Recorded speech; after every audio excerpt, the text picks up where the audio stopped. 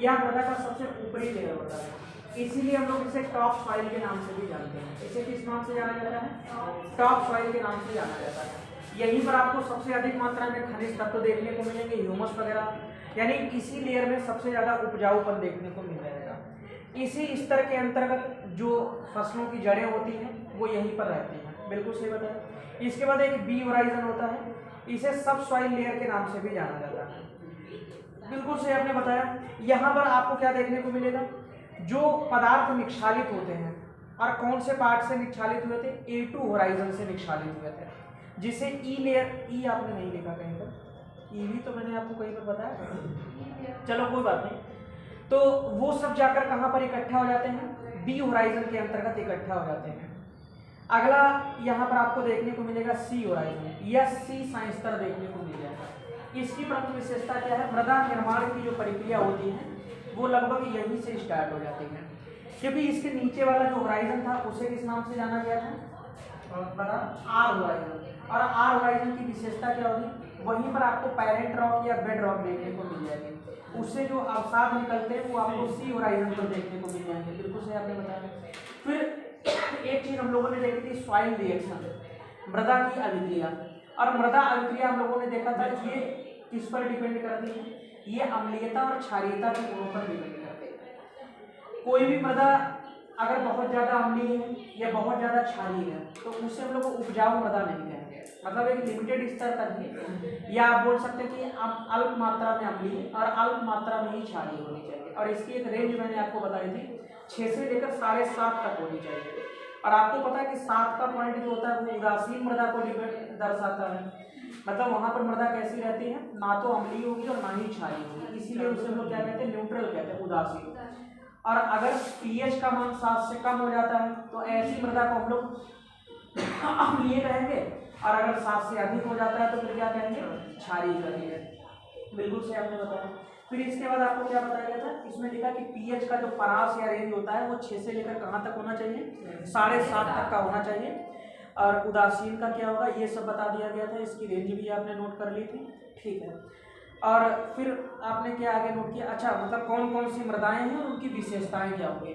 तो 1986 के अंतर्गत CSIR के द्वारा एक वर्गीकरण प्रस्तुत किया गया था, और इसके अनुसार मृदाओं को मुख्य रूप से 8 भागों में बांटा गया है। और अगर सेकेंडरी देखिएगा यानी गौण रूप से तो इसे 27 भागों के अंतर्गत बांटा गया था। फिर इसमें क्या है कि मैंने आपको बता ही दिया था किस हिसाब से क्वेश्चन बनते हैं, वो आपने इन्फॉर्मेशन पूरी नोट कर रखी है। और इसमें कहाँ तक आपका कंप्लीट हो गया था? पर्वतीय मृदा, पीट और दलदली। हाँ, पीट और दलदली जो है वो आपने। अच्छा, इसमें एक चीज ऐसी रहेगी जो आप मुझे बता दो, मैं छोड़ दूंगा क्योंकि वो इसका पार्ट है नहीं, लेकिन क्वेश्चन पूछा जाएगा। इन्वायरमेंट इकोलॉजी जो भी पढ़ाएगा वो आपको बताएगा। इसके अंतर्गत एक सब टॉपिक ये बनता है कि भारतीय मृदा जो है इसकी कौन कौन सी समस्याएं हैं और उनके निदान क्या होंगे। यहाँ पर जो टॉपिक दिया गया उसमें आपको केवल मृदाओं के टाइप देखने हैं और उनसे संबंधित जो विशेषताएं हैं वो पढ़ते हैं, उनके ऊपर ही हम लोग फोकस करेंगे। वैसे ये जो टॉपिक है मेंस के लिए ज़्यादा इंपॉर्टेंट है, अभी जो भी आपको करवाया जा रहा है ये प्रीलिम्स के लिहाज से ज़्यादा महत्वपूर्ण है, ठीक है। और फटाफट थोड़ा नोट करिएगा इसलिए क्योंकि एक क्वेश्चन पेपर आपके लिए है, इसमें लगभग 50 क्वेश्चन है, वो आपको कंप्लीट करने हैं और मैपिंग पर आधारित है, मैपिंग पर आधारित है। हाँ, मैपिंग पर ही आधारित है और उसमें कम से कम आपके 70% क्वेश्चन सही होने चाहिए। ये भी मतलब उसमें पास मार्क पहले से ही हम लोगों ने रखा है, इतना कम से कम आपका होना चाहिए। 70% ज़्यादा तो नहीं। टेस्ट लेने जा रहे हो? नहीं, टेस्ट एग्जाम में।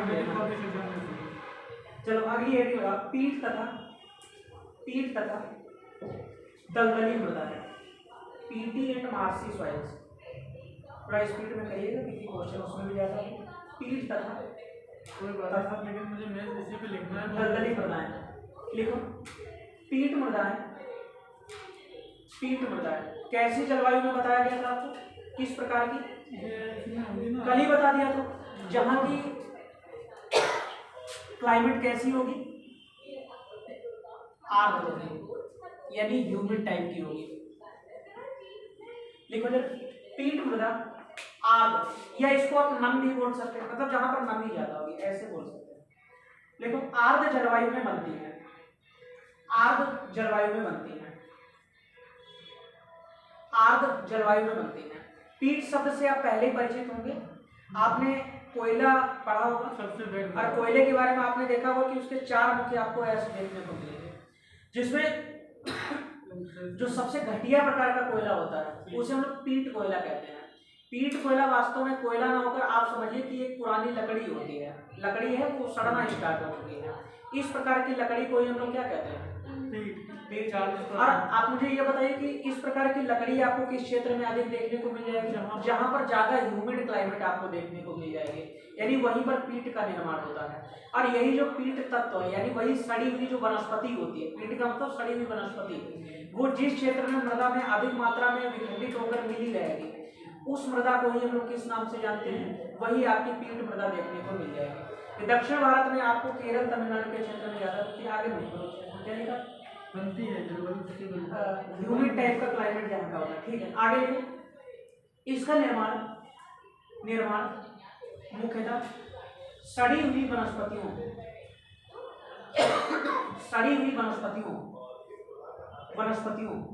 से होता है। इसका विस्तार मुख्यतः केरल तथा तमिलनाडु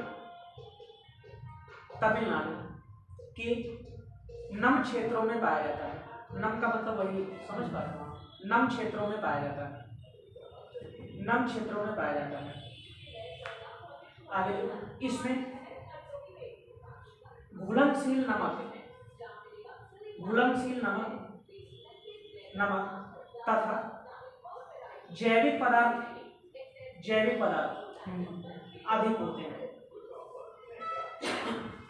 हैं, जब जो पोषक तत्व होते हैं वो गायब रहते हैं, मतलब पोटास हुआ, फास्फेट हुआ, ये जबकि पोटास तथा फास्फेट आदि की कमी होती है,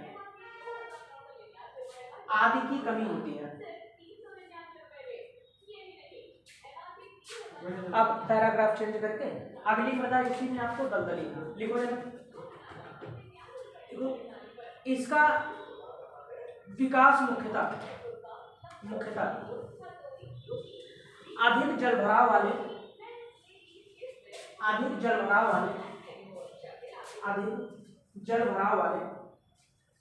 तटवर्ती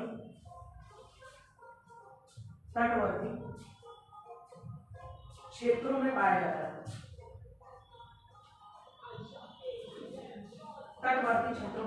है। आगे इसके अंतर्गत मुख्यतः मैंग्रोव आप लोग जानते होंगे, वो भी एक प्रकार की दलदली वनस्पति है। मैंग्रोव वनस्पतियों का विस्तार रहता है,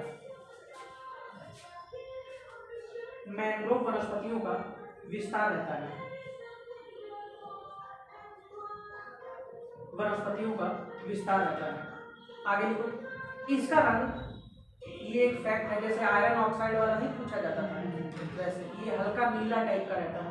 इसका रंग देखो फेरस आयरन के कारण हल्का नीला रहता है,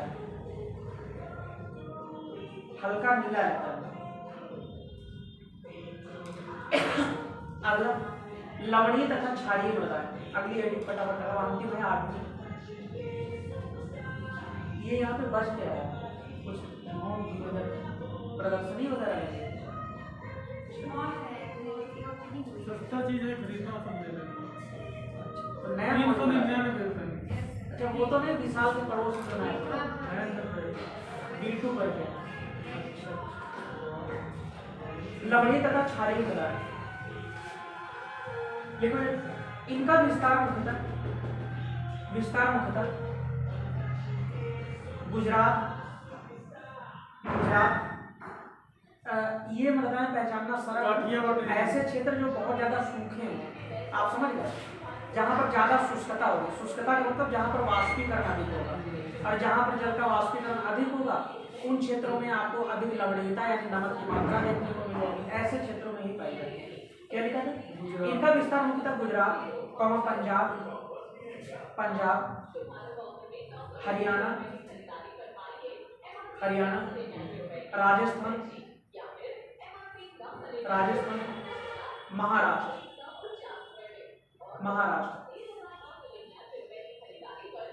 है तो यूपी में लिखो, यूपी तथा बिहार। आगे एक चीज इसमें लिखो, किस शुष्क क्षेत्रों में पाया जाता है, किस शुष्क क्षेत्रों में पाया जाता है।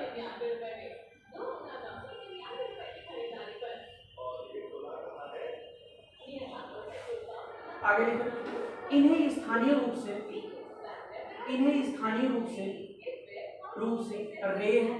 रेह मतलब स्थानीय नाम इनका है, रेह, कल्लर लगा के ऊसर, एक नाम लिखिएगा राथड़,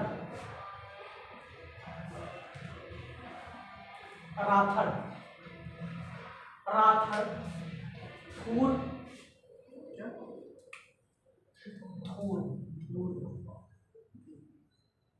चौपन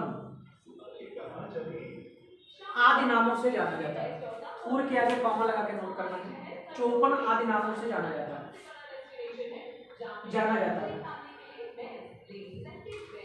आगे लिखो, इस मृदा को कृषि योग्य बनाने के लिए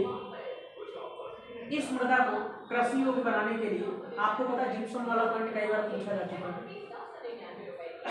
बनाने के लिए देखो उचित अपवाह का मतलब समझ कि सिंचाई की बढ़िया व्यवस्था आपको वहां पर करनी है। उचित अपवाह, चूना, जिप्सम तथा पाइराइट्स आदि का प्रयोग किया जाता है। इन्हें कृषि योग्य बनाने के लिए इन सब का प्रयोग किया जाता है। आदि का प्रयोग किया जाता है।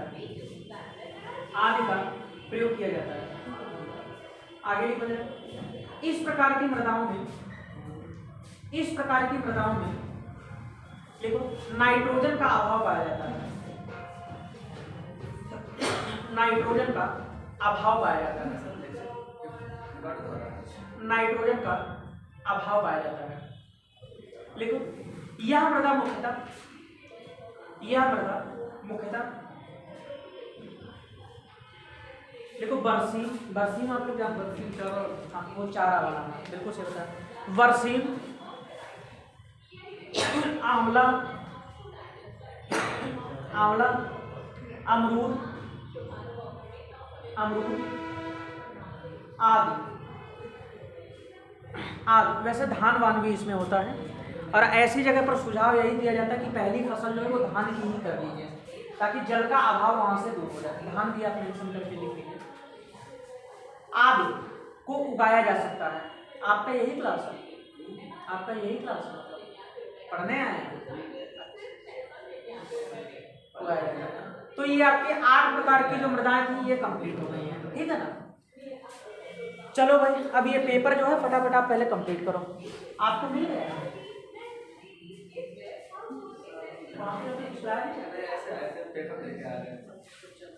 काहे का पेपर चल रहा है? स्पीड में देखो, अलग से टाइम देंगे आपको या साथ के साथ बताते चलो। चलो अच्छा 10 मिनट का समय आप कर लो, केवल 10 मिनट का ही समय है। आपका जैसा मन हो, निशान लगाना हो और अपना गेम खेलना हो, जो भी हो वो कर सकते हो आराम से।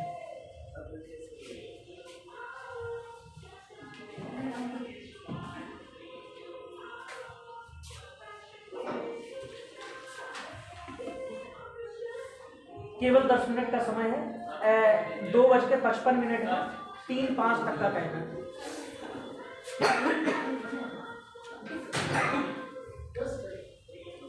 टेस्ट नहीं है, इसका कोई रिजल्ट वगैरह आपको नहीं मिलेगा। आप अपने आप में केवल इवैल्यूएट करिए। 90% चीजें वो होंगी जो क्लास में आपको करवाई गई हैं, ठीक है, तो ध्यान से करिएगा।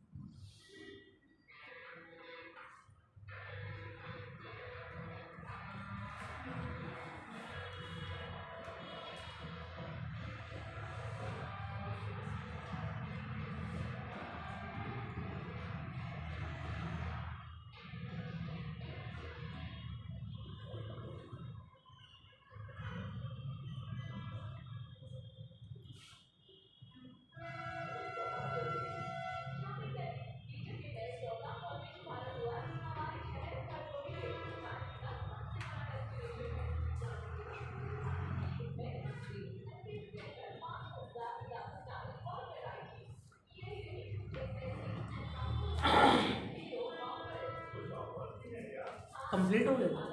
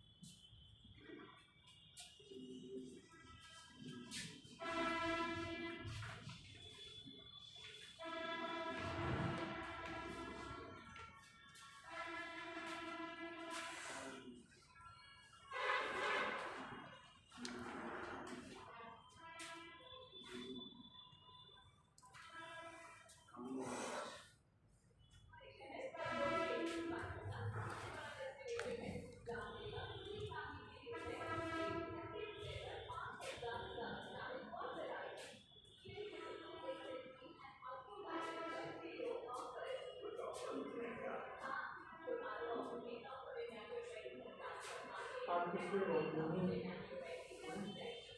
सब कोचिंग होता है,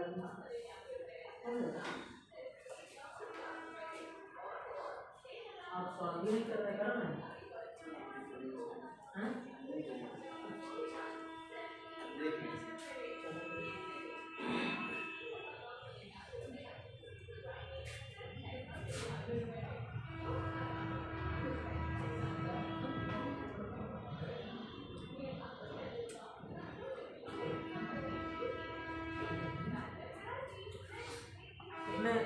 सरल सरल क्वेश्चन गलत कर रहा है, मैं सही क्या करोगे? हाँ, ये तो सही होना चाहिए कम से कम।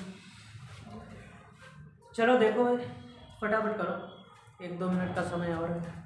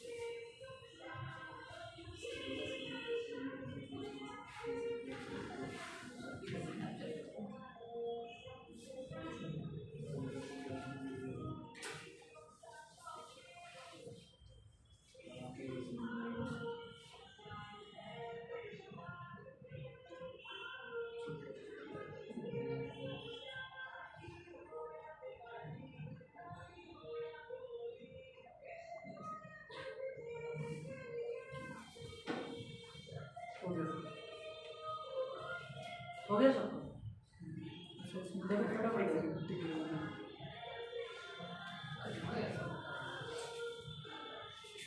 पढ़े हुए लग नहीं रहे थे क्वेश्चन के? लग रहे हैं सर, वो पढ़े हुए लग रहे हैं, सब तो पढ़े सारे हैं ना जो आपने कराए थे उसी से।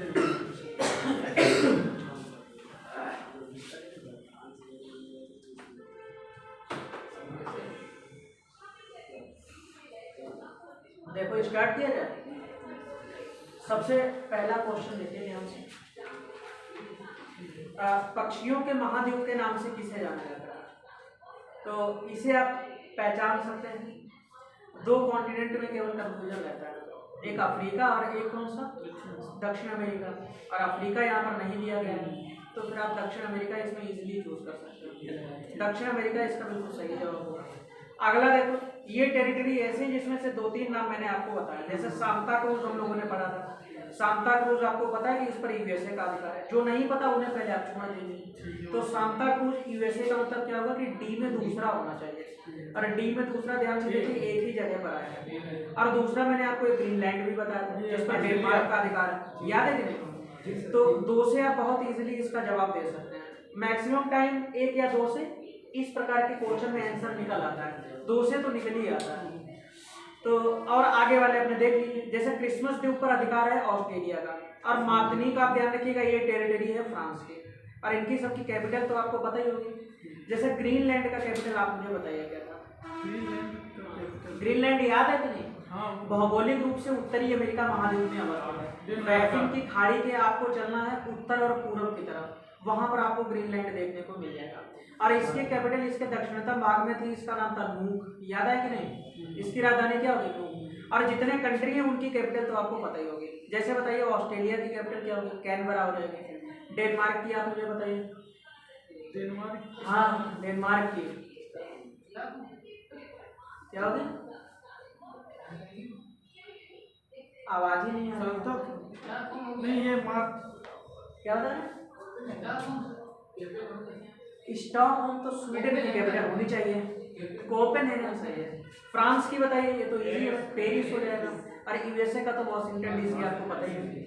आप मुझे बताइए वॉशिंगटन डीसी कौन सी खाड़ी के तट पर अवस्थित है? मोस्ट कैरेबियन वॉशिंगटन डीसी ना। हाँ,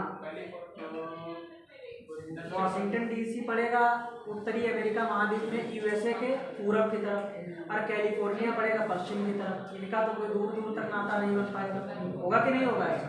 न्यू फाउंड कैलिफोर्निया ये है, वॉशिंगटन डीसी ये है, तो भाई मतलब कैसे काम चलेगा? मैंने आपको बताया था कि यूएसए का या उत्तरी अमेरिका महाद्वीप की ये जो खाड़ी का क्षेत्र होगा ये मोतियों के उत्पादन के लिए विश्व प्रसिद्ध है। और यहीं पर एक महत्वपूर्ण नदी का निकास होता है जिसे हम लोग पोटोमैक के नाम से जानते हैं, याद है तुम्हें? और इस खाड़ी का नाम नहीं बोलना है, इसका नाम था चिसपकी की खाड़ी। क्या नाम होगा बताइए? चिसपकी की खाड़ी हो जाएगा, बिल्कुल सही आपने बताया। अब अगला देखो जल संयोजी। जल संयोजी का मतलब जो स्ट्रेट होता है या जल संधि होती है, ये यूरोप को अफ्रीका से पृथक करती है। तो बताइए कौन सी? क्या बॉस्फोरस होगी? बॉस्फोरस तो यहाँ पर नहीं होगी। बॉस्फोरस कहाँ पर बताई गई है? जहाँ पर काला सागर और मरमरा सागर इन दोनों को आपस में जोड़ती है। यानी आप बोल सकते हैं कि एशिया और यूरोप महाद्वीप के बीच में देखने को मिल जाएगी। ऐसे तो था यूनान के रीजन। हाँ उधर ही, बिल्कुल सही आपने बताया। चलो भाई बॉस्फोरस इसका मतलब सही जवाब नहीं है। अगला देखिए जिब्राल्टर क्या इसका सही जवाब हो सकता है? जिब्राल्टर बिल्कुल सही जवाब होगा। उत्तर की तरफ यूरोप महाद्वीप और दक्षिण की तरफ अफ्रीका महाद्वीप होगा। अगर कंट्री वाइज आप देखिएगा तो उत्तर की तरफ कौन सा कंट्री पड़ेगा? स्पेन। और दक्षिण की तरफ कौन सा कंट्री होगा? मोरक्को हो जाएगा। मोरक्को में स्पेन की एक टेरिटरी बताई गई थी जो कि यहाँ का एक महत्वपूर्ण बंदरगाह भी होगा, उसका नाम स्यूटा या क्यूटा बताया गया था। और एक स्पेन की साइड मैंने आपको यूके की टेरिटरी बताई थी, उसका नाम है जिब्राल्टर, मोस्ट इंपॉर्टेंट है। और इस जलसंधि का सबसे महत्वपूर्ण जो बंदरगाह है उसका नाम भी जिब्राल्टर ही बताया गया था। जिब्राल्टर भौगोलिक रूप से तो स्पेन में अवस्थित है, लेकिन इस पर अधिकार किसका होगा? यूके का अधिकार होगा। ये आपको आवश्यक रूप से ध्यान रखना है, बिल्कुल सही। फिर आपको ये भी पता होगा कि ये किसको किससे जोड़ रहा है? क्या बताया गया? अटलांटिक महासागर से और अटलांटिक महासागर को मध्य सागर से आपस में जोड़ता है, बिल्कुल सही बताया, बहुत बढ़िया। और यही इसका सही जवाब भी हो जाएगा।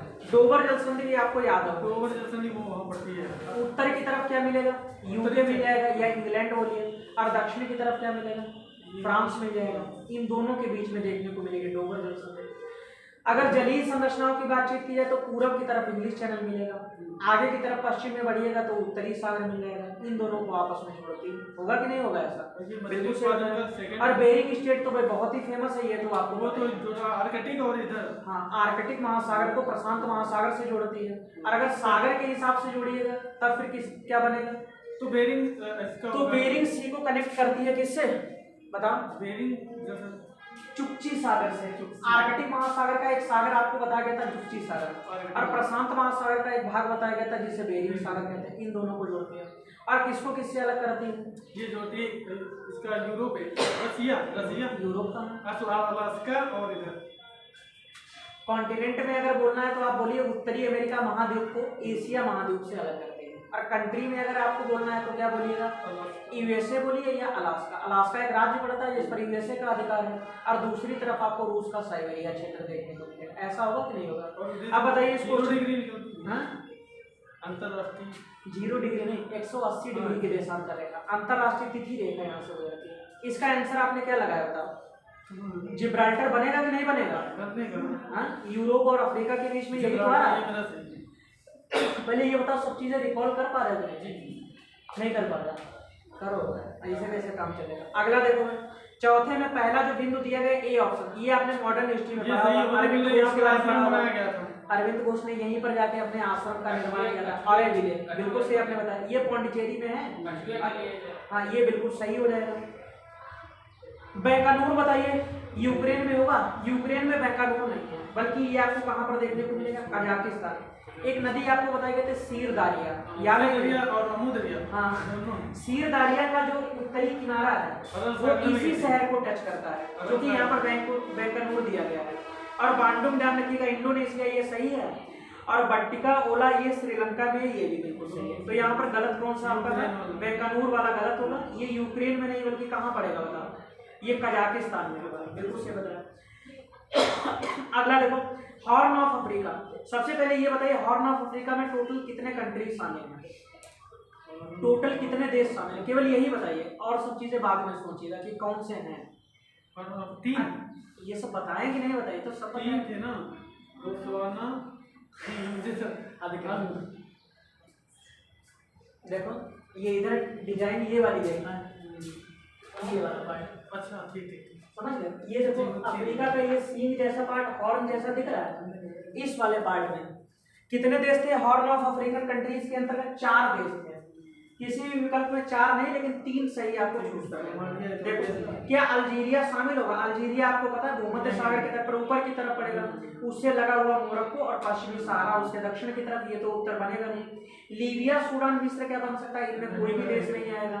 सोमालिया, इथियोपिया, जिबूती, क्या ये बनेगा? ये बिल्कुल सही हो जाएगा, यही बिल्कुल सही।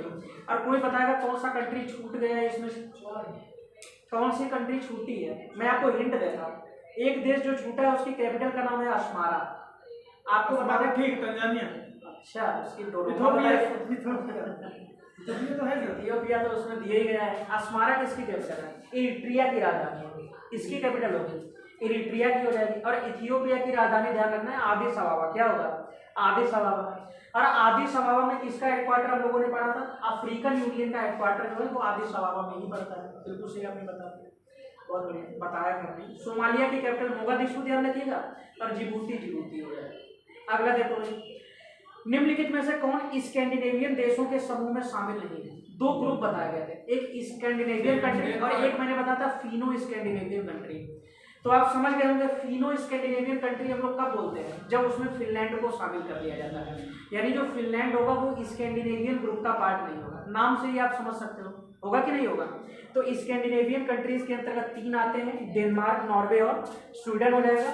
और अगर फिनलैंड को स्कैंडिनेवियन देशों के ग्रुप में शामिल करिएगा तो इस ग्रुप को क्या नाम दिया जाएगा? इसे फिनो स्कैंडिनेवियन कंट्रीज के नाम से याद रहता है। होगा कि नहीं होगा? तो इसमें क्या शामिल नहीं है बताइए?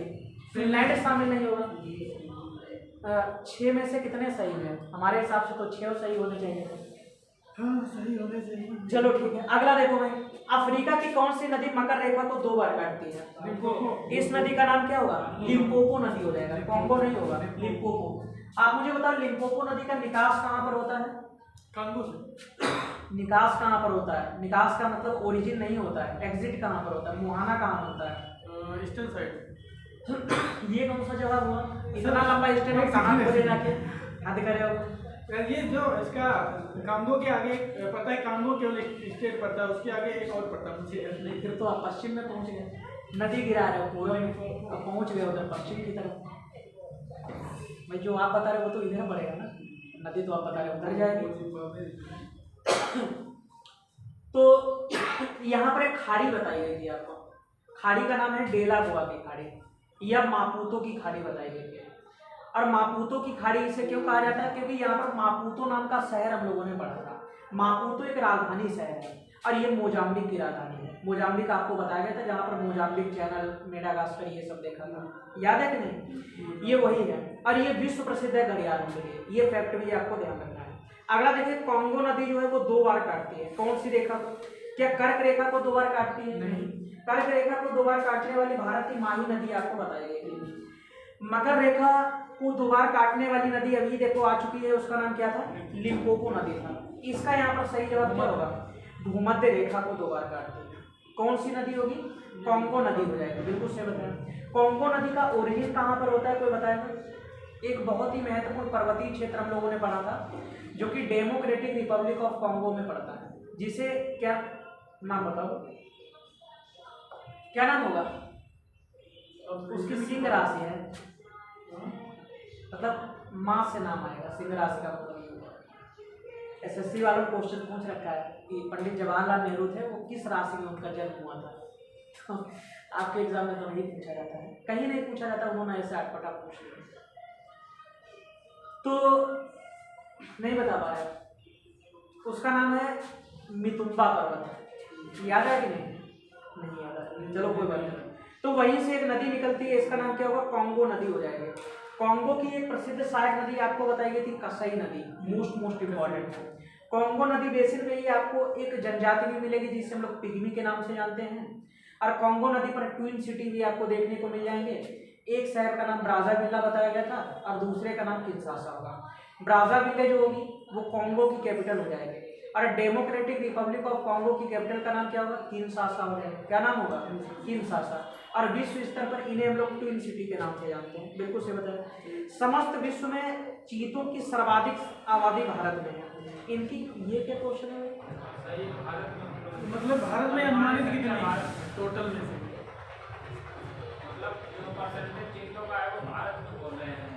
यार इतने तो वर्ल्ड में मतलब नहीं, यहाँ टोटल दिया है ना, तो टोटल में से भारत के पास वो भी 3 + 3 3,500 से ऊपर है, 3,500 के आसपास है। 3400 का है ना। इतने भारत में चीता है कि बाघ है, पहले ये बताओ। चीता, बाघ है, चीता बाघ चीता अलग होता है। हाँ पहले वो क्या नहीं पता। सात होती प्रजाति है इनकी। कैट में 2 पाई जाती है। 1952 के आसपास एनवायरमेंट इकोलॉजी पढ़िएगा, तो उसमें चीते को भारत में बिल्कुल विलुप्त घोषित कर दिया है। कहा गया कि भारत में अब एक भी चीता नहीं बचेगा। चीता बाद में इन्हें नामीबिया और दक्षिण अफ्रीका से लाकर मध्य प्रदेश में एक नेशनल पार्क पड़ता है पलपुर कूनो, वहाँ पर इन्हें बसाया गया था। वर्तमान में इनकी टोटल संख्या भारत में केवल 24 या 25 है, या तो 24 होगा या 25 होगा इस आज की डेट में। ये जो यहाँ पर विकल्प दिए गए ये बाघ के हिसाब से सही हो सकता है। चीता ही दिया तो है। हाँ चीते का पूछा गया है। चीते की संख्या तो मैंने आपको बता दी कि 24 से 25 है, शायद वर्तमान में 24 टोटल चीता है भारत, इससे ज़्यादा चीते नहीं है। बता रहे हैं आपको, हमको तो एनवायरमेंट इकोलॉजी मास्टर उसमें देखना क्या है। पूरे विश्व में इनकी संख्या अगर पूछी जाए तो लगभग 7000 के आसपास देखने को मिल जाएगी। अच्छा बाघों की संख्या भारत में अगर पूछी जाए तो कितनी होगी? ये आज की डेट में लगभग 3682 बाघ आज की डेट में है। इनकी ऑफिशियल वेबसाइट अगर आप देखिएगा तो उसमें आपको 2967 देखने को मिल जाएगा। ये जो इनका डाटा रहा था ये 2018 के अकॉर्डिंग है। आज देखिएगा तो लगभग 3682 के आसपास इनकी संख्या हो गई। सबसे ज्यादा बाघ कहाँ पर होंगे बताइए? तो ऐसे बताओ सोच। एमपी में बिल्कुल सही बताया, इसमें बताया। हाँ अगला बताओ। अच्छा तो इसमें आप क्या कर लीजिए, इसमें कर क्या मतलब चीतों की पूछी थी, चीतों की कहीं पर आप लिख लो 24-25 के आसपास कितनी है, नेट पे सही बता दो तो ठीक है। टाइगर की 3682 दी है। टाइगर की हम जो पूछ रहे हैं वो आप बताओ। आप क्या पूछ रहे हैं? मैं चीते का बता हिंदी में बिल्कुल शुद्ध टाइप करो। चीता तो क्या बोलते हैं? बाघ बोलते हैं। चीता चीते ही कर लो तो फिर कितने चीते हैं और क्या। वैसे आप कंफ्यूज हो जाइएगा, टाइगर लिखिएगा तब, टाइगर तो डाला तो टाइगर लिखिएगा तब कंफ्यूज हो जाएगा। तो आप क्या बोल रहे हैं? बाघ उसमें आप बाघ किसका इसमें पूछा गया है? चीते का पूछा गया। चीतों की वर्तमान में संख्या कितनी है? चीता पूछे सर कि बाघ ये बता दूंगा। अरे जो क्वेश्चन में क्या दिया गया है? चीता दिया ना तो दे रहा। भाई तो चीते का कितना दे रहा है ये 3682। फिर 8 मांगने की क्या जरूरत थी वहां से? 8-8 10-10 मांग के मोदी जी फिर क्यों ला रहे हैं जब इतने हैं ही अपने पास? ये नहीं है। चीता अलग चीज होती है, वो कहीं से आता है, कोई बात नहीं, अपने फोन से ही है क्योंकि आपसे जो कहेंगे वो तो आप करोगे नहीं। सर हम जो पढ़ते आ रहे हैं हम तो वही ना, आप नया कोई कॉन्सेप्ट इसमें अलग, उसमें कोई कॉन्सेप्ट है। आप दो चीजें सर्च करो, बाघ भारत में कितने, फिर सर्च करो चीता कितने, दोनों की ऑफिशियल साइट बाघ देखो और हम चीता आपके देख के दे रहे हैं। बाकी बात बोलिए फटाफट देखो।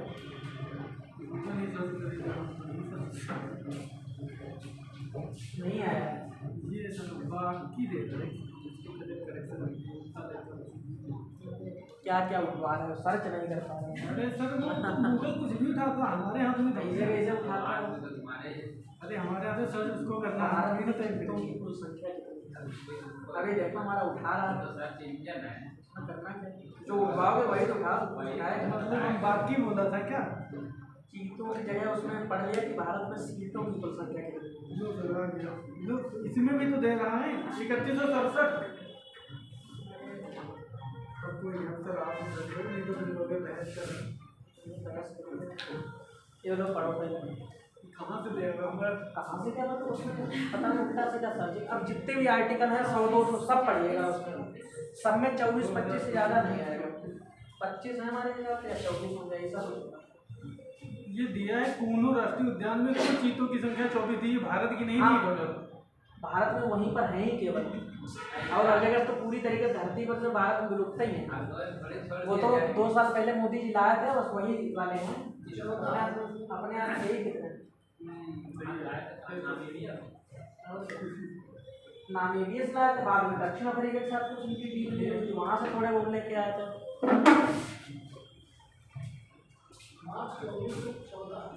देखो ये लेटेस्ट आर्टिकल है, 70 साल बाद भारत में बसाए गए चीते, ये अब लाए गए हैं 1324 में भारत में। वो मतलब भारत में एक वो थे ही नहीं, पूरे खत्म ही हो गए थे। अब अगर आप बार सर्च करिएगा तो उसमें 3682 का डाटा वर्तमान में शो हो जाएगा, 2967 2018 वाला। हालांकि उनकी ऑफिशियल वेबसाइट चेक करिएगा 2967 ही आपको मिलेगी वहाँ पर। चलो अच्छा आप लगा दें। देखो अगला क्या है, न्यूजी। अच्छा हाँ, क्वेश्चन नंबर 9 में फिर क्या करिएगा बताओ। इसमें हमने तो बी लगाया है बी नहीं है, 14 इसमें, अब 14 नहीं। भारत में इसमें चीतों की संख्या कहीं पर आप 24 लिखो, 24 ही लिखो। अगला देखो, न्यूजीलैंड में पाया जाने वाला उड्डयनहीन पक्षी जो उड़ नहीं पाता है, इसका नाम क्या होगा? कीवी हो जाएगा। अरे शुतुरमुर्ग नहीं होगा, न्यूजीलैंड में उनकी टीम को भी लोग कीवी बोलते हैं, और ये भी पक्षी उड़ नहीं पाता है। विश्व का सबसे बड़ा पक्षी जो है वो शुतुरमुर्ग है, हालांकि शुतुरमुर्ग भी उड़ नहीं पाता है। ये आपको ऑस्ट्रेलिया के अंतर्गत देखने को मिलेगा। वैसे विश्व का सबसे छोटा पक्षी कौन सा होगा? ये सबसे बड़ा हमिंग बर्ड होगा, बिल्कुल से बताएं। अरे एल्बाट्रॉस दिया गया, ये कौन सी चीज है? एल्बाट्रॉस भी ध्यान रखिएगा एक प्रकार का पक्षी है।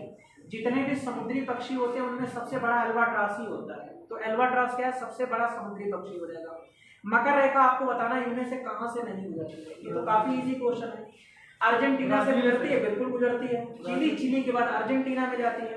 ब्राजील से भी गुजरती है, इसके दक्षिणी भाग से चिली। इसमें बोलीविया से नहीं गुजरती, ये ऊपर छूट जाएगा। निम्नलिखित नदियों में से कौन सी अंतरराष्ट्रीय सीमा बनाती है? ये क्वेश्चन कई बार रिपीट हुआ है। कौन सी नदी है? इसको नाम है रियो ग्रैंडे नदी है। नदी का नाम क्या बताया गया था? रियो ग्रैंडे। और रियो ग्रैंडे नदी काफी महत्वपूर्ण है। ये रॉकी के दक्षिणी भाग से निकलती है और इसका निकास मैंने आपको मैक्सिको की खाड़ी में बताया। ये यूएसए और मैक्सिको के बीच में प्राकृतिक सीमा का निर्धारण करती है। और यहीं पर एक इंडस्ट्रियल एरिया बताया गया था आपको, जो कि सूती वस्त्र के उत्पादन के लिए विश्व प्रसिद्ध है। उसका नाम है एल पासो। वो भी पूछा जाता है, उसके लिए आपको ध्यान रखना है।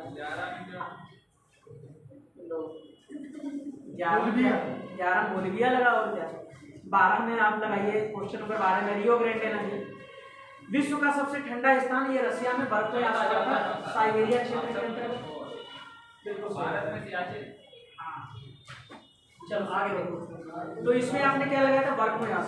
बर्फोयास तो पता ही है, और सियाचिन भी आपको पता ही है।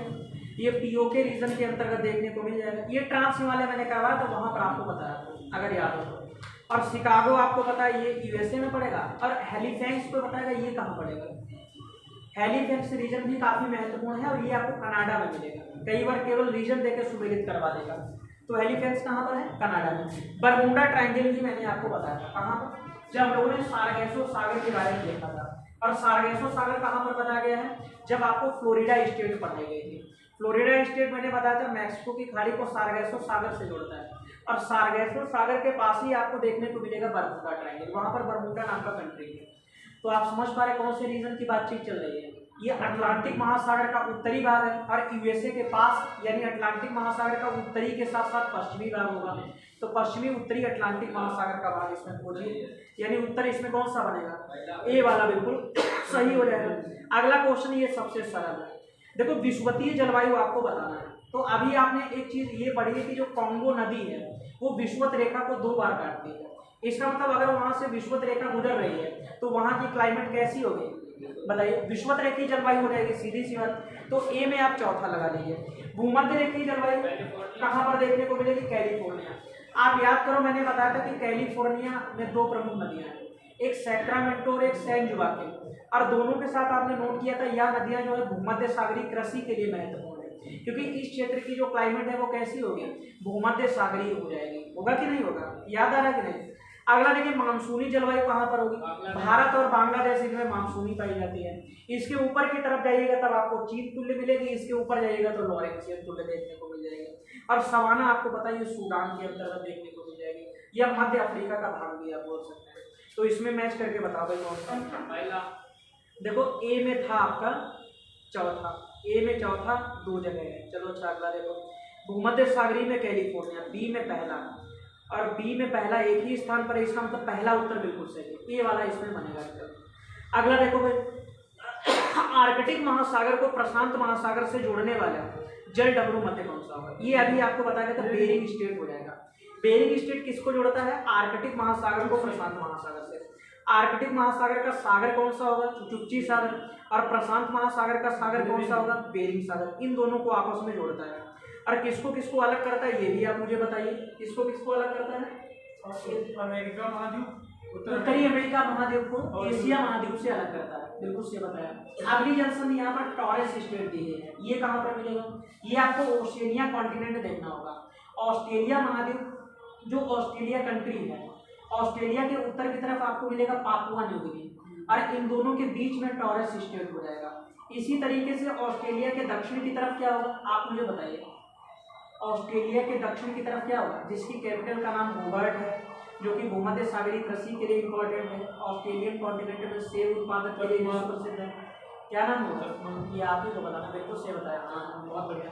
इसका नाम क्या होगा, तस्मानिया हो जाएगा। तस्मानिया और ऑस्ट्रेलिया के बीच में आपको बॉस स्टेट मिलेगा, और टॉरस स्टेट किसके किसके बीच में है, ऑस्ट्रेलिया और पापुआ न्यू गिनी के बीच में। बॉस स्टेट बताइए किसके किसके बीच में है, ऑस्ट्रेलिया और तस्मानिया के बीच में, और टॉरस स्टेट किसके किसके बीच में है, ऑस्ट्रेलिया और पापुआ न्यू गिनी के बीच में।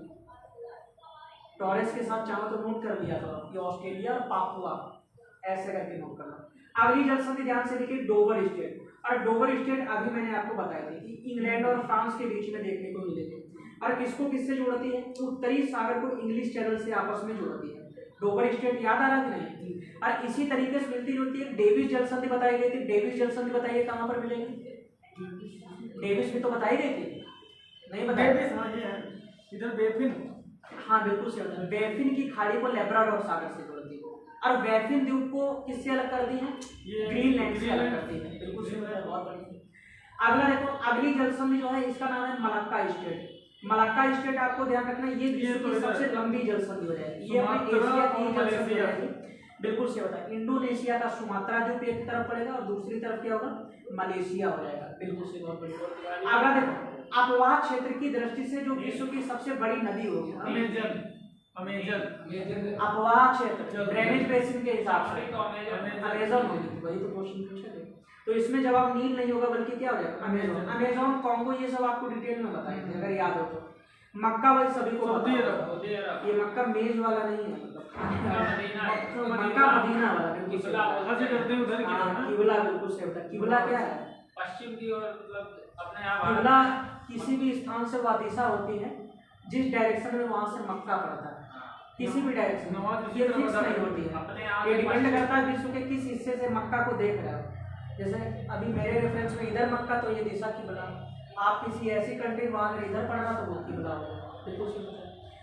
अगला अच्छा देखो, निम्नलिखित में से कौन सी सुमेलित नहीं है, ये घास के मैदान है, ये वनस्पतियां बताइए। जैसे डाउन्स क्या उष्ण कटिबंधीय घास का मैदान, ये तो गलत है, ये तो आपको बताया गया था कि भाई टेम्परेट टाइप का होगा, समशीतोष्ण घास का मैदान होगा। और डाउन्स आपको कहाँ पर मिलेगा?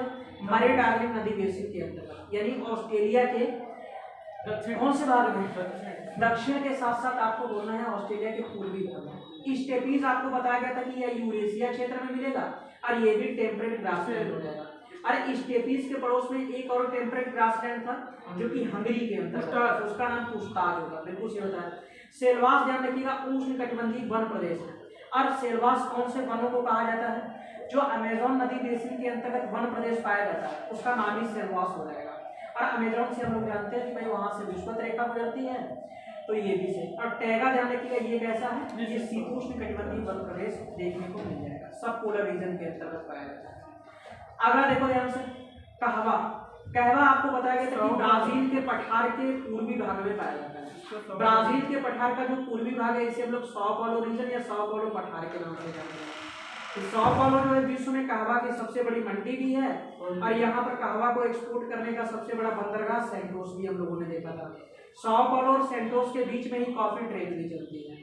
जूट कहाँ पर देखने को मिलेगा? तो जूट आपको पता है गंगा डेल्टा के अंतर्गत पाया जाता है। गंगा डेल्टा के अंतर्गत पश्चिम बंगाल और बांग्लादेश दोनों आते हैं और दोनों में ही विश्व में सबसे ज्यादा जूट का उत्पादन किया जाता है। चावल सबसे ज्यादा कहाँ पर? चीन की यांसी नदी बेसिन, प्रेरी समशीतोष्ण टेम्परेट वहाँ की है। वहाँ की बताइए क्लाइमेट कैसी होगी? टेम्परेट होगी, यानी वहाँ पर गर्मी भी होगी सर्दी भी होगी। और ये वाली क्लाइमेट तो गेहूं के लिए उपयोगी होगी। गेहूं आपको पता है रबी के अंतर्गत आता है और गेहूं की बुआई के समय तापमान बहुत ही कम होना चाहिए और इसकी कटाई के समय टेम्परेचर अधिक होना चाहिए, क्योंकि टेम्परेचर अधिक नहीं होगा तो गेहूं कभी पक नहीं पाएगा और टेम्परेचर डाउन नहीं होगा तो गेहूं कभी ग्रो ही नहीं कर पाएगा। और गर्म और ठंडी दोनों जलवायु को मिलाइएगा तभी तो समशीतोष्ण जलवायु मिलेगी। और समशीतोष्ण जलवायु आपको कहाँ पर मिलेगी? प्रेरी के अंतर्गत। प्रेरी कौन सा भाग हो जाएगा? ये जो आपका रॉकी का पर्वतीय क्षेत्र है उसके पूर्वी ढलानों के सहारे देखने को मिल जाएगा। मुख्य रूप से इसका विस्तार यूएसए में, लेकिन कुछ भाग कनाडा में भी जाता है। अब इसका उत्तर बताओ कौन सा बनेगा? कहवा जो है साउथ वाला पड़ना। ए में तीसरा दो जगह। तीसरा आंसर भी है अच्छी वाला। मेरा आंसर भी सही है। और बी में इसमें क्या आपने लगाया था? चौथा वाला। बी में चौथा, हाँ सी वाला उत्तर सही है। क्वेश्चन नंबर 20 में कौन सा बनेगा बताइए? सी सही हो जाएगा, ठीक है। 20 में से मेरे हिसाब से 16-17 तक तो सही होने चाहिए, इतने सही हो गए होंगे आपके। लास्ट में बताइएगा 50 में। संयुक्त राज्य अमेरिका के किस राज्य को ब्लू ग्रास स्टेट के नाम से जाना जाता है? इसका नाम है केंटुकी दिया गया, ठीक है। इसमें आप बी लगा लीजिए। अगला देखो, भूमध्य रेखा, कर्क रेखा, मकर रेखा, तीनों ये तो हम लोग जानते हैं अफ्रीका से गुजरती है। कहाँ से? अफ्रीका से गुजरती है। कोई बताएगा एशिया महाद्वीप से कौन कौन सी गुजरती है? बी ऑप्शन में देखो एशिया दिया गया। कर्क रेखा जब बताया करो तो मकर रेखा थोड़ा चला करो। मकर रेखा नहीं गुजरती। मकर रेखा नहीं, एशिया महाद्वीप जो गुजरती है वो बताना है। हाँ तो मकर नहीं गुजरती वो नहीं बतानी है। तो भूमध्य रेखा कर, भूमध्य रेखा गुजरती है भाई दक्षिणी भाग से, जो जैसे जो मलेशिया मलक्का वाला रीजन था वहीं से गुजरती है, बिल्कुल सही। दूसरा कौन सा? कर्क रेखा, भारत से ही अपनी गुजरती है एशिया का। और एक और प्रमुख रेखा गुजरती है साइबेरिया क्षेत्र से। कौन सी रेखा गुजरती है? वो जो आर्कटिक सर्कल है, 66.5 डिग्री की उत्तरी रेखा, वो भी तो गुजरती है। तो 3 प्रमुख रेखाएं एशिया से गुजरती है। आप बताइए उत्तरी अमेरिका से कौन सी रेखा गुजरती है? उत्तरी अमेरिका से देखो एक तो कर्क रेखा गुजरती है, उसमें कोई डाउट ही नहीं है। और एक आपको पता है आर्कटिक सर्कल जो गुजरता है, ये मैंने आपको बताया था जब कनाडा की लेक्स हम लोगों ने पढ़ी थी उत्तर अमेरिका में। तो कनाडा में पहली लेक कौन सी बताई गई? ग्रेट बियर लेक बताई गई। और ग्रेट बियर लेक की सबसे प्रमुख विशेषता यही है कि इसी झील से होकर 66.5 डिग्री की उत्तरी रेखा भी गुजरती है। था कि नहीं ऐसा? तो यहाँ से 2 गुजरती है। दक्षिण अमेरिका से बताइए कौन सी रेखा गुजरती है? देखो विषुवत रेखा भी आपको बताया गया था, यहाँ से गुजरती है। और एक रेखा मकर, वो अर्जेंटीना और वो चिली वगैरह भी नहीं, कोई क्वेश्चन में आया था। तो यहाँ से 2 प्रमुख रेखाएं कौन कौन सी गुजरती हैं? विषुवत रेखा गुजरती है और मकर रेखा गुजरती है कि नहीं? ये तो अनुमान से आप बता सकते हो। अगला देखो ध्यान से, अच्छा निम्नलिखित देशों में से आपको बताना है कि बेनीलक्स कंट्री क्या है? ये एक तरीके का इकोनॉमिक ग्रुप है।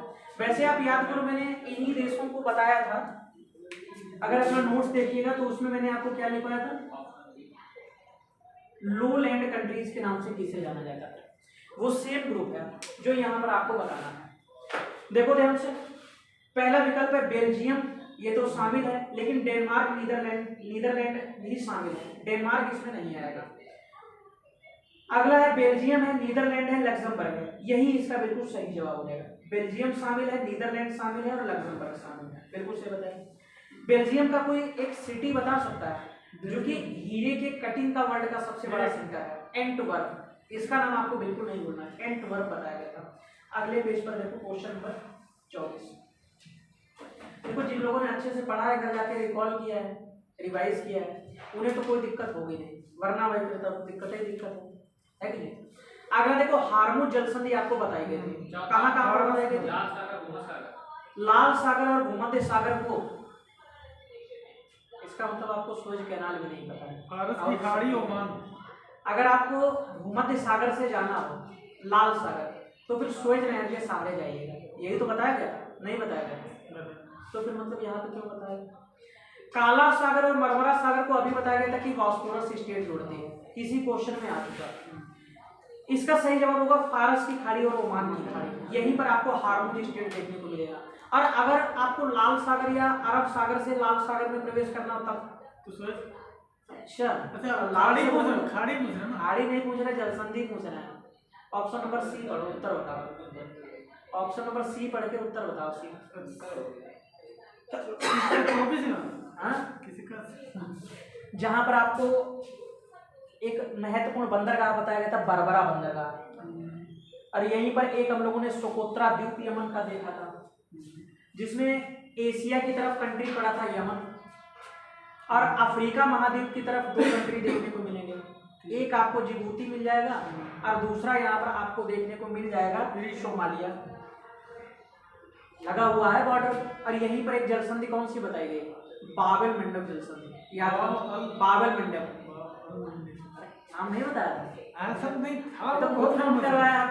बाब अल मंडेब। जैसे जिब्राल्टर से चले थे, भूमध्य सागर में प्रवेश किए थे, सुएज कैनाल पहुंचे, लाल सागर पहुंचे, बाबर मंडप पहुंचे, अदन की खाड़ी, और अदन की खाड़ी से निकलिएगा वही तो आपको कौन सा देखने को मिल जाएगा? अरब सागर देखने को मिल जाएगा। सही है, यही तो रास्ता बताया गया था। चलो अच्छा अगला देखो, तो इसमें उत्तर पहले बताओ। उत्तर सेकंड वाला होगा। सर्वाधिक देशों वाला महाद्वीप बताना है कौन सा? यूरोप। सर्वाधिक अफ्रीका है इसमें। यूरोप में अफ्रीका देशों की संख्या यूरोप में कितनी होगी? 50 के आसपास देश है किसमें? यूरोप में, लेकिन मतलब 50 संप्रभु देश हैं, लेकिन स्वतंत्र रूप से स्वयं की राजधानी जिनकी अपनी हो, ऐसे देशों की संख्या यहाँ पर 44 है। इसका यहाँ पर सही आंसर बनेगा ऑप्शन नंबर 4, अफ्रीका महाद्वीप। अफ्रीका कॉन्टिनेंट के अंतर्गत 54 देश हैं जो कि सर्वाधिक हो जाएंगे। बिल्कुल सही आपने बताया। एशिया में कितने होंगे कोई बताएगा? एशिया में 48 देश, तब भी आपने मेरा आसपास का बताया, ठीक है। और यूरोप का बता दिया था। अच्छा ये बता, यूरोपियन यूनियन में कितने देश होंगे? ये तो पता ही। 28 थे, ब्रिटेन निकल गया था, ब्रेक्सिट के बाद 27 बचे, 27 है। अगला अच्छा देखो, पॉइंट पेड्रो या पिडूरा टागाला, ये आपको बताना है कौन से देश का सर्वोच्च शिखर हो जाएगा। ये श्रीलंका का सर्वोच्च शिखर है। अब फटाफट सब निम्नलिखित में से क्या है कि सबसे कम गहरा सागर कौन सा होगा? ये क्वेश्चन ऐसा जिसे आप छोड़ भी सकते हो, इससे आपको कोई मतलब नहीं है। इसका वैसे यहाँ पर आंसर क्या होगा? येलो सी हो जाएगा, जो चाइना के पास है। पीत सागर इसमें दिया गया, पीत सागर ऑप्शन नंबर डी हो जाएगा। निम्नलिखित में से कौन सा नगर दक्षिणतम नगर है? ये मैंने आपको बताया था, अगर याद हो तो। इसका नाम है पुंता एरिनास। ये क्वेश्चन पूछा गया है, और जब एग्जामिनर ने पूछा था तो आंसर इसका उशुयु माना है। यहाँ पर ध्यान से देखिएगा क्या पूछा गया है? दक्षिणतम नगर पूछा गया है। नगर का मतलब क्या होता है? सिटी पूछा गया था। उशुयु मैंने आपको बताया था, ये विश्व का दक्षिणतम बस्ती जरूर है, लेकिन यहाँ की जनसंख्या ग्रामीण देखने को मिल जाएगी। यहाँ का मुख्य जो भाग है वो ट्राइबल टाइप का देखने को मिलेगा। विश्व का जो सबसे दक्षिणतम शहर है उसका नाम है पुंता एरिनास। और पुंता एरिनास कहाँ पर होगा? चिली के दक्षिण की तरफ जाइएगा तो एक जलसंधि मिलेगी, उसका नाम है मैगलन जलसंधि, और मैगलन जलसंधि के तट पर ही हम लोगों को पुंता एरिनास देखने को मिल जाएगा। तो विश्व का सबसे दक्षिणतम शहर कौन सा होगा? पुंता एरिनास। और विश्व का सबसे दक्षिणतम आदिवासी क्षेत्र कौन सा होगा? इसका नाम होगा उशुयु। क्या नाम हो जाएगा? उशुयु। अरे उशुयु याद है कि नहीं? उशुयु किसका एक क्वार्टर है? याद है तो फिर बताओ। अर्जेंटीना। अर्जेंटीना नहीं, अर्जेंटीना क्रॉस करिएगा, अर्जेंटीना के दक्षिण में पहुंचो, अर्जेंटीना और चिली के दक्षिण में, तो मैगलन जल संधि मिलेगी। मैगलन के और दक्षिण में जाओ, फिर आपको एक द्वीपरूपी संरचना मिलेगी जिसका नाम है टिएरा डेल फ्यूगो। क्या बताया गया था? Tierra del Fuego.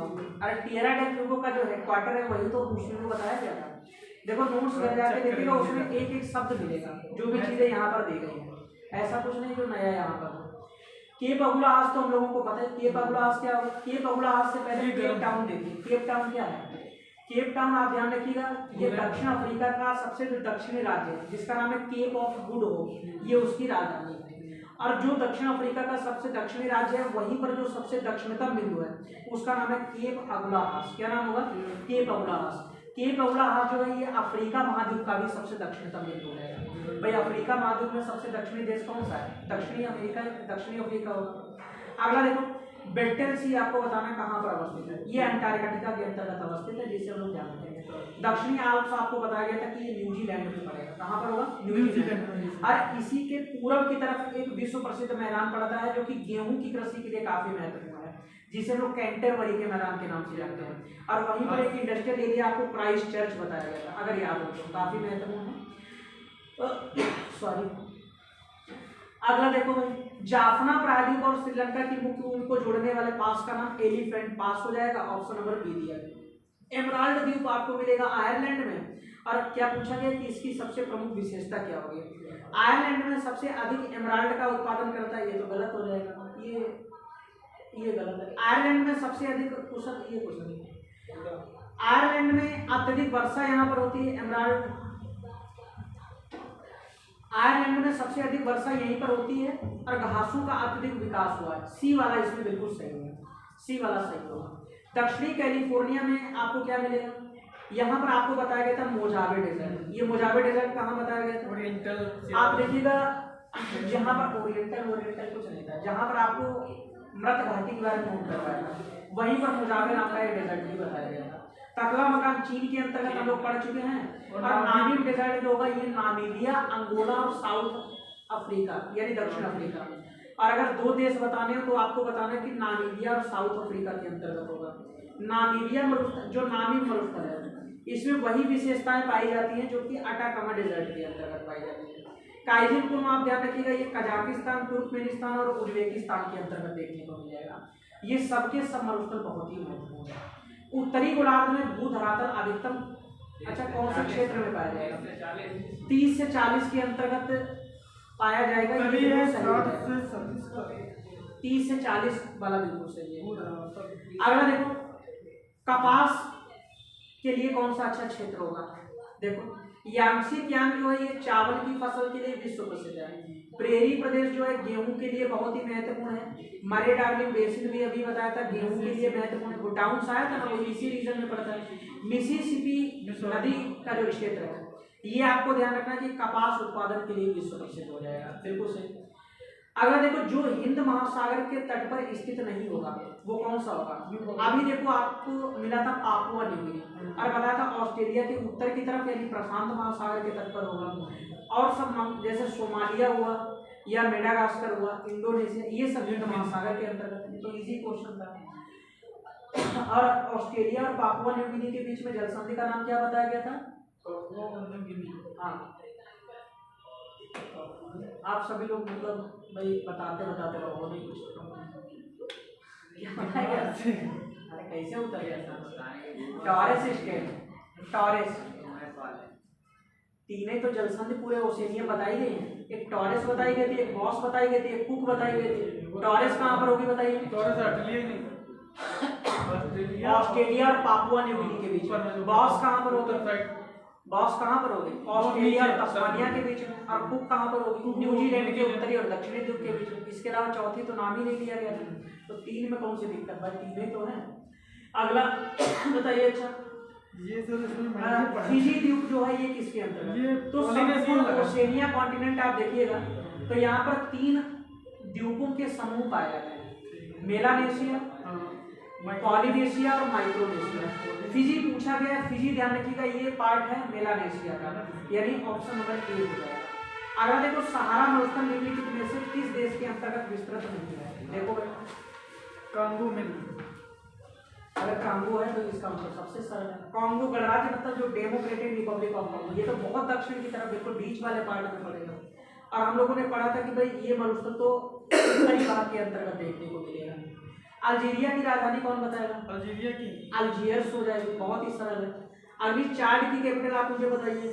चाड, इसका नाम नहीं पता होगा, इसका नाम है एनजमेना। क्या नाम होगा? एनजमेना। अगला यहाँ पर कंट्री दिया गया है माली, इसकी कैपिटल का नाम है बमाको, कई बार पूछी गई है। और कांगो गणराज्य की कैपिटल अभी मैंने बताया, इसका नाम किंशासा होगा जब कांगो नदी आएगी। बिल्कुल से बताया। निम्नलिखित में से कौन सा नगर आपको बताना है कि संयुक्त राज्य अमेरिका के न्यू इंग्लैंड रीजन के अंतर्गत? वो पॉइंट आपकी कॉपी के ऊपर नोट करवाया गया है, बताइए भाई। ये सर मुझे आपको बताया गया था कि न्यू इंग्लैंड रीजन जो है वो किस लिए प्रसिद्ध है?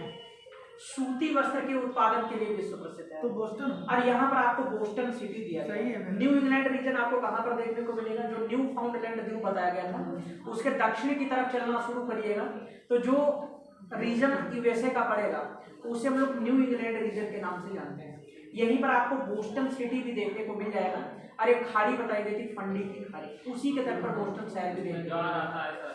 सबसे ऊंचा ज्वार आता है। सामाजिक चीजों को भी याद कर बैठे हो ना, अच्छे को नहीं बताओगे इधर उधर का।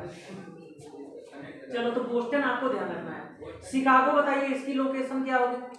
ये यूएसए के लगभग बीच के भाग में होगा, जहां पर हम लोगों ने एक झील देखी थी। कौन सी कौन सी झील के तट पर था? ओंटारियो पर। ओंटारियो पर दो शहर बताए गए थे। इसलिए यहाँ से मिसौरी निकलती है ना, मिसिसिपी मिसौरी नहीं है, लेकिन उसके बाद से मिसौरी यहाँ से नहीं निकलती है, मिसौरी निकलती है रॉकी पर्वत से। और मिसिसिपी नदी निकलती है सुपीरियर हाईलैंड पर रेड रॉक रीजन से।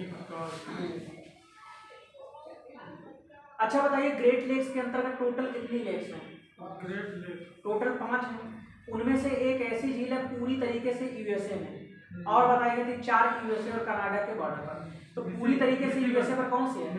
मिशिगन झील है। और मिशिगन झील के तट पर आपको 3 शहर बताए गए। एक का नाम गैरी था, एक का नाम मिल्वाकी और एक का नाम शिकागो था। याद है कि नहीं? शिकागो काफी महत्वपूर्ण है। एक तो मैंने आपको बताया था कि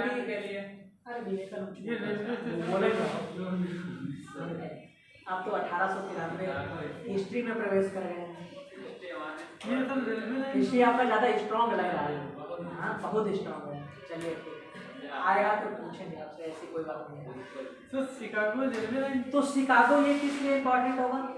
यूएसए का सबसे बड़ा रेलवे का जंक्शन यहीं पर देखने को मिल जाएगा। पूरे यूएसए में यातायात की सबसे अच्छी सुविधा यहीं पर देखने को मिल जाएगी। इसके अलावा आपको बताया गया था यूएसए का तीसरा सर्वाधिक जनसंख्या वाला शहर भी होगा।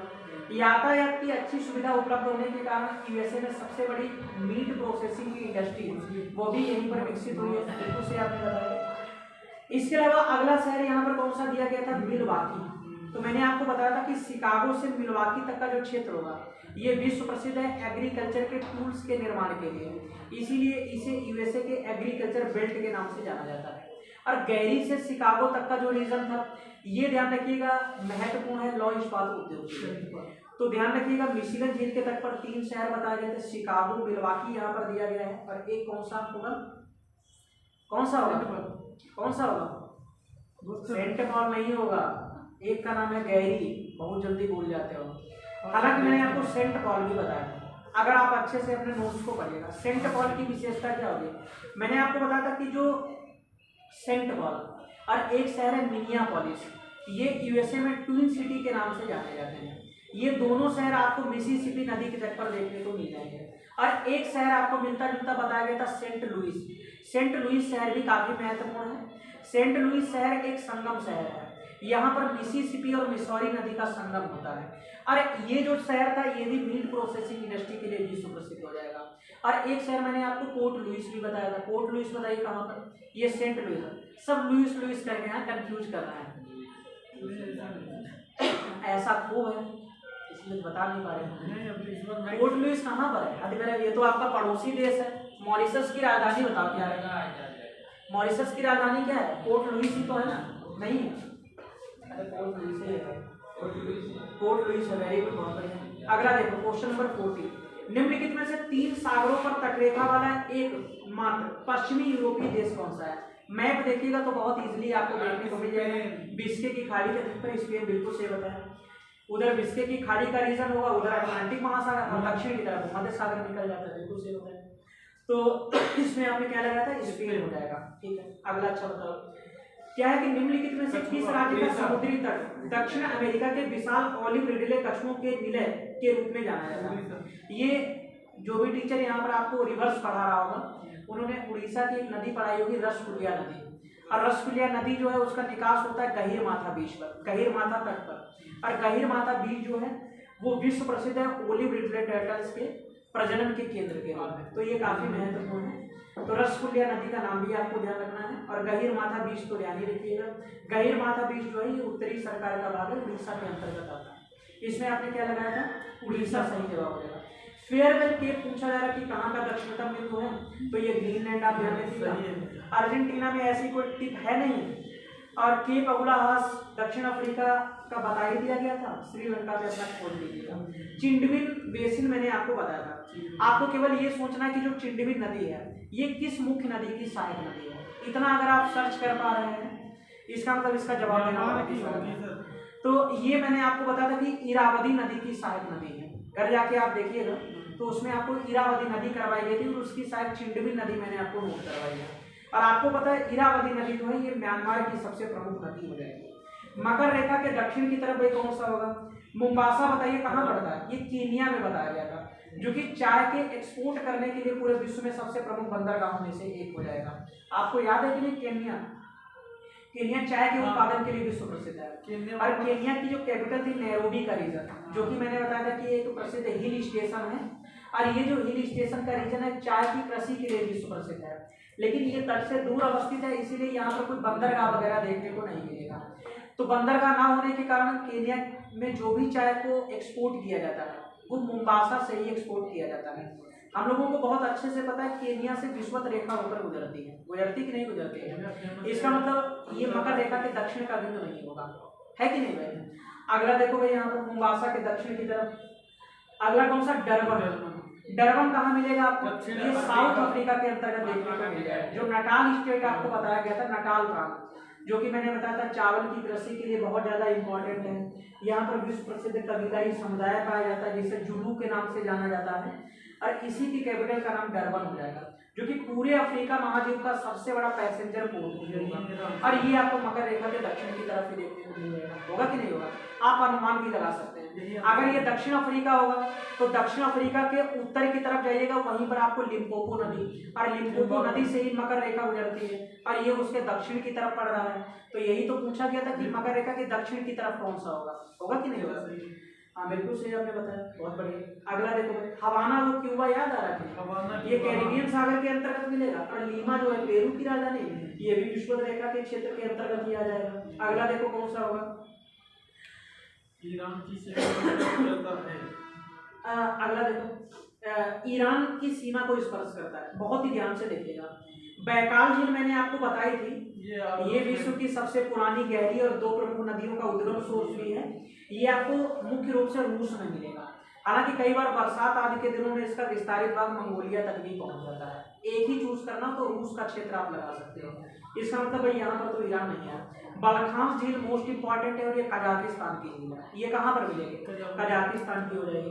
अरल सागर बताया था कजाकिस्तान उज्बेकिस्तान के अंतर्गत आता है, इसका मतलब इसमें क्या सही जवाब होगा, कैस्पियन सागर। कैस्पियन सागर का विस्तार 5 देशों में है, जिसमें मुख्य विस्तार इसका रूस के अंतर्गत है। इसके अलावा ईरान आता है, अजरबैजान, तुर्कमेनिस्तान और कजाकिस्तान। नोट कर लो इसे, बैकाल में आप नोट करो, रूस, मंगोलिया, फटाफट रूस, मंगोलिया। और आपको पता है यही 5-6 झीलें हैं जो बार बार पूछी जाती है एग्जाम में, नया आपको मिलेगा ये, नोट किया। अगला कौन सा है, बलखांस झील, देखो कजाकिस्तान। पढ़ने के बाद प्रैक्टिस सेट बहुत जरूरी है, वो यहाँ पर नहीं होता है, उससे क्या चीजें रिकॉल आती है। क्यों नहीं होता है भाई, आप बोलते नहीं होंगे, बोलते बोलते तो इसमें गला बैठ जाता है। और भी 1-2 बोतल और खरीदो और प्रयास करो, नाव सब लोग सामूहिक रूप से खरीद के लाए, एक वोट दिया। अगला कौन सा है, बलखांस झील को कजाकिस्तान। अगली झील कौन सी, अरल सागर, ये कहाँ पर है, Kazakhstan, Uzbekistan. Kazakhstan, Uzbekistan. Caspian सागर कहाँ पर होगा? देखो ईरान तो हो ही गया, इसके अलावा लिखो रूस, रूस तो आपको पता ही है। अगला लिखो अजरबैजान, जिसकी राजधानी बाकू बताई गई थी, याद है कि नहीं? हाँ। अगला तुर्कमेनिस्तान, तुर्कमेनिस्तान, और एक कंट्री है कजाकिस्तान।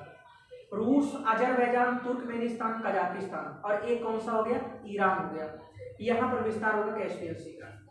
ठीक है, अगला बताइए भाई, स्थल मंडल के संदर्भ में एशिया का क्षेत्रफल कुल क्षेत्रफल का लगभग 1/3 है। 1/3 का मतलब यहाँ पर नहीं दिया गया, 30% है, तो लगभग में आप 30% इसमें लगाइए। अगला क्वेश्चन जो है ये बीपीएससी में पूछा गया है 47 में। जिन लोगों ने बीपीएससी के प्रीवियस ईयर क्वेश्चन पेपर देखे होंगे उन्हें क्वेश्चन नंबर 47 पता होगा। इतने अटपटे क्वेश्चन पूछे जाते हैं जिसका जवाब कोई बुक में, कोई टीचर के पास कहीं नहीं होगा। देखो भाई, ऐसे क्वेश्चन जो है वो पेपर के माध्यम से ही प्रकाश में आते हैं। किस घाटी की लंबाई पृथ्वी की परिधि की लंबाई की 1/6 होगी? ये आपके क्वेश्चन सबसे बड़ी यही है कि महान ब्रह्म गर्मी के साथ पर्दे का कुछ उससे क्या 1/6 भी तो ध्यान रखो, हो सकता है 1/6 से बड़ी निकल जाए तो। अच्छा उतना ही होना चाहिए। और ये उतना होना चाहिए जब 1/6। क्वेश्चन नंबर कौन सा है? मैं तो डी लगाया इसका पूर्वी अफ्रीका घाटी। क्वेश्चन नंबर 47, क्वेश्चन नंबर 47 में चौथा ये पूर्वी अफ्रीका की जो बहस घाटी है, बिल्कुल सही। ठीक है, तो इसमें डी होगा भाई, मुझे तो इसका कोई आइडिया नहीं। अगला देखो, संयुक्त राज्य अमेरिका के वे किसान जिनके फार्म ग्रामीण क्षेत्रों में होते हैं तथा जो उनके सभी के किसी नगर में निवास करते हैं और जुताई, बुवाई एवं कटाई के समय फार्मों पर जाते हैं, आगे का आगे निम्नलिखित में से इसे किस नाम से जाना जाता है? क्या इन्हें सूटकेस फार्मर के नाम से जाना जाता है, ट्रक फार्मर के नाम से जानते हैं? सी में आप कर लो साइड वर्क, साइड है, साइड साइड हो गया,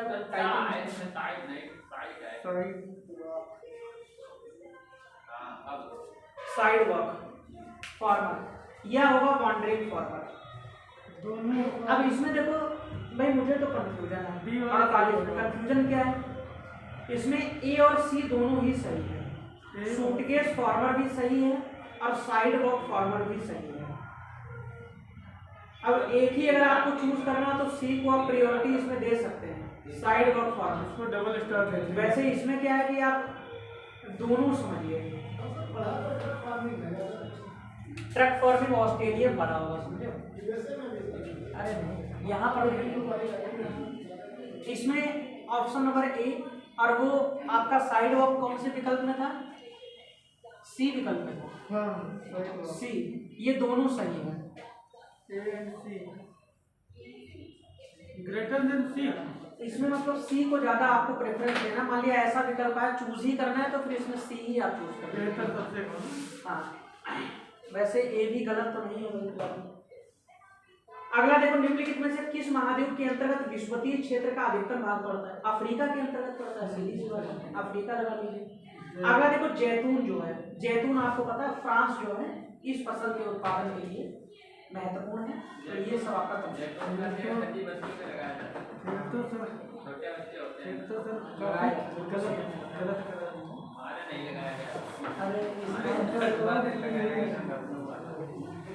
कोई बात नहीं, अब लगाता हूँ, काउंट करें। अब अपने सभी को काउंट करिए अच्छे से और मुझे बताओ 50 में किसका कितना क्या सिस्टम है? 42 में 28, 50 में 28 बोलो। वही होगा जब छोड़ दिया, उससे क्या मतलब? आप कहाँ क्या 28 आपके 28 सही है।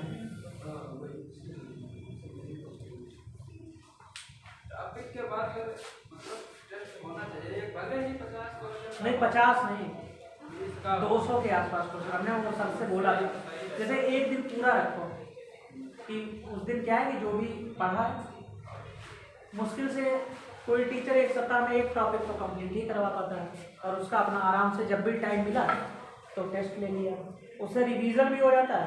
अब ये चीज़ें जैसे आपके दिमाग में अच्छे से सेट हो जाए, जैसे आपने करवाया ये ज़्यादा सही रहता है, इसमें टाइम भी नहीं लगता है और कहने को एक ही दिन में वैसे कोई मतलब नहीं, यहाँ कौन सा सिलेक्शन होने जा रहा है। बस अपना इवेल्युएशन कर लो और एक तरीके से थोड़ा हल्का फुल्का रिवीजन हो जाता है और आपको ये भी आइडिया लग गया होगा कि क्या क्या चीज़ें हम लोग भूल चुके हैं। तो घर जाए कितने सही हैं? 21 सही है, 31 सही है। तब तो सब लोग फेल हैं। 70% का मतलब 35 के आसपास होना चाहिए बिना निगेटिव के, वो भी बता रहे हैं। आप बताइए पीछे आपका कितना सही है? 26 सही है भाई, फिर बना नहीं कुछ काम। सर आपको बता देना था एक बार, तो कम से कम एक बार रिकॉल तो कर लेते। जो पढ़ा दिया उसने क्या बता देना, वो तो पढ़ा ही दिया। अब तो आपका काम है कि आप ना भूलो उसे। चलो ठीक है। अब अगला जो है ये मृदा वाला, जिस दिन आधे घंटे का टाइम मिलेगा 50-60 क्वेश्चन इस पे बनवा के आपको मिलेंगे। इसमें क्वेश्चन टोटल जो है 250 है मैपिंग वाले में। हम क्या करेंगे, एक दिन आपको पूरी सीट घर के लिए बना के देंगे, सभी लोग घर से अटेम्प्ट करके आइएगा, फिर 1 घंटे में पूरा यहाँ पर मैच करवा देंगे, ठीक है। अभी लगभग 200 क्वेश्चन इसमें बचे हुए हैं। चलिए ठीक है भैया।